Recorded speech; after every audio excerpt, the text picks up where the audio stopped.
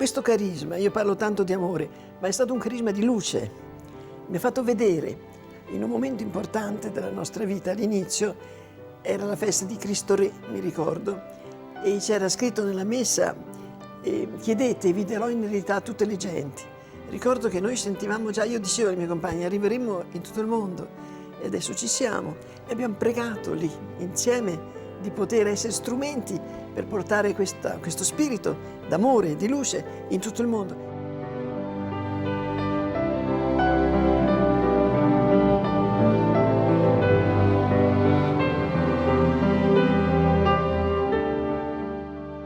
E sopra il mio pensare si è come sistemata una luce, che era un po' il mio pensare, un po' il pensare di un altro. Ma è stata una cosa così leggera il passaggio, non è che Dio ti schianta, perché la grazia eleva la natura, non la distrugge. Perciò anche tutto quello che c'era di preparato in me è servito e la grazia l'ha elevato.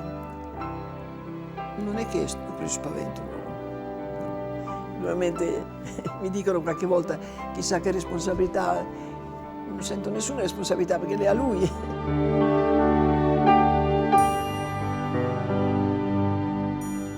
Anche adesso, sai, tutta luce. Dio mi guida, sono guidata da Lui, da questo carisma, che è un dono dello Spirito Santo. E io vedo e dico e comunico e poi si realizza. Ma non è merito mio, è merito che Dio mi ha preso come strumento, è Lui che sceglie. Noi dovevamo realizzare quella preghiera che Gesù dice che tutti siano una cosa sola, che tutti siano una famiglia, che tutti siano...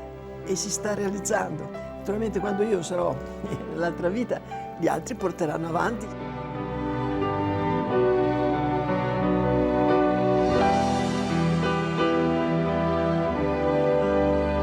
Se dovessi lasciare in testamento un'eredità, lascerei a tutti Gesù in mezzo.